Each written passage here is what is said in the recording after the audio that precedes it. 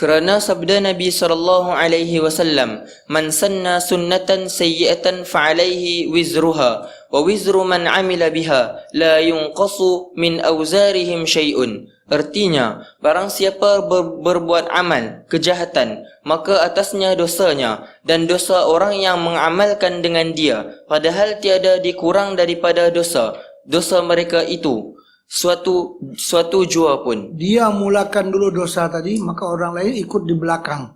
Jadi dia yang berdosa mula tu dia tanggung dosa dia dan tanggung dosa orang yang di belakang pada dia. Walaupun mereka semua berdosa juga, tapi orang yang memulakan tu dia ditanggung photostat daripada dosa orang yang lain-lain. Kita habiskan anak alang-alang nah. Boleh kau no? Sikit lagi. Sikit sangat. Terus saya jam cukup dah. Karena minta izin dulu lah kalau tuan-tuan lebih tahu mana. Terus khatimah. Ini suatu khatimah pada menyatakan hasil daripada segala perkataan yang tersebut dahulu ini. Gulungan. Ini ahli fena menggulung segala yang kita bicarakan sebelum ini. Kesimpulan dia. Terus. Maka ketahui olehmu bahwasanya syarat taubat itu 3 perkara. Pertama, bahawa meninggalkan maksiat yang diperbuatnya itu dengan ikhtiarnya. Kedua, bahawa menyesal ia atas perbuatannya itu. Ketiga, bahawa mencita-cita ia akan bahawa ia tiada kembali kepada maksiat itu selama-lamanya.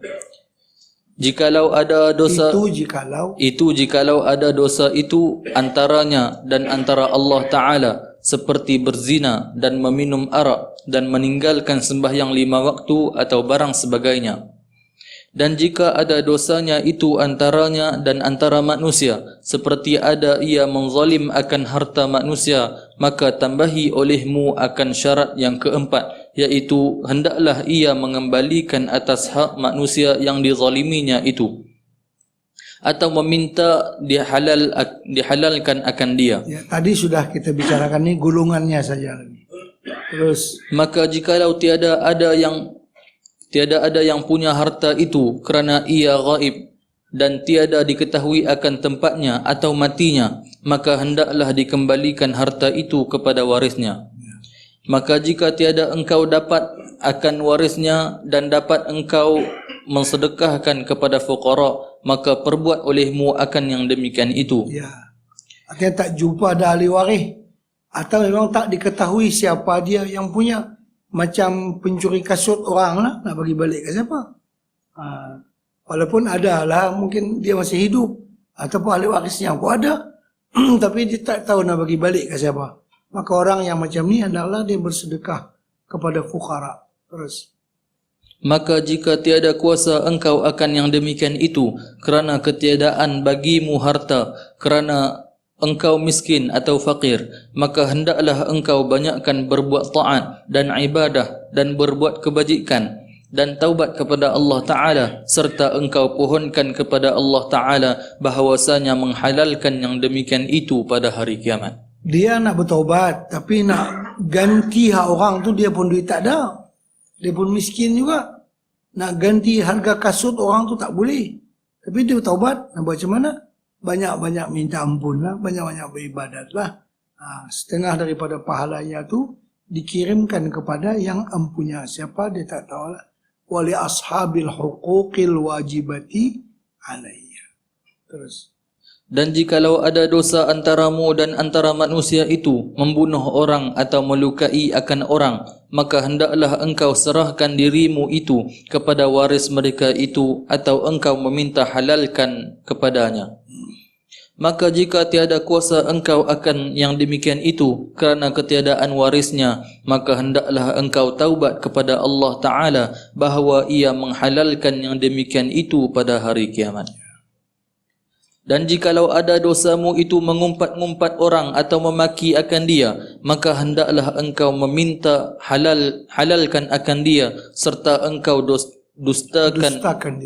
dustakan dirimu itu pada hadapan mereka, serta engkau meminta halalkan akan dia itu. Jadi dia cakaplah hari itu ni saya cakap lagu ni. Saya cakap ni tak betul ni. Itu membuka rahasia engkau. menyebutkan keaiban engkau, saya minta maaf macam itu. Terus Dan jika tiada dapat engkau akan yang demikian itu, maka hendaklah engkau taubat kepada Allah Ta'ala jua bahawa ia menghalalkan yang demikian itu pada hari kiamat. tak berani nak jumpa dia, takut dia sepak lagi pula. Kata hang kau boleh kutuk aku, dia marah lagi. Jadi dalam perhitungannya menambah masalah. Maka dia minta ampun kepada Allah dan dia doakanlah, dia bagi pahala macam-macam lah kepada kaum supaya dia bayar siap-siap dengan amal ibadat dia. Dan jikalau ada dosamu itu khianat kepada isteri orang atau kepada anak-anak orang, maka sangat susah. Kerana jika minta halal yang demikian itu niscaya membawa kepada fitnah yang terlebih besar daripada demikian itu, maka tiada jalan yang demikian itu melainkan taubat kepada Allah Ta'ala bahawa ia menghalalkan yang demikian itu pada hari kiamat. Dan jikalau ada dosamu itu pada agama seperti engkau kafirkan orang atau engkau bid'ahkan orang atau engkau hukumkan sesat akan orang, maka taubatnya sangat susah.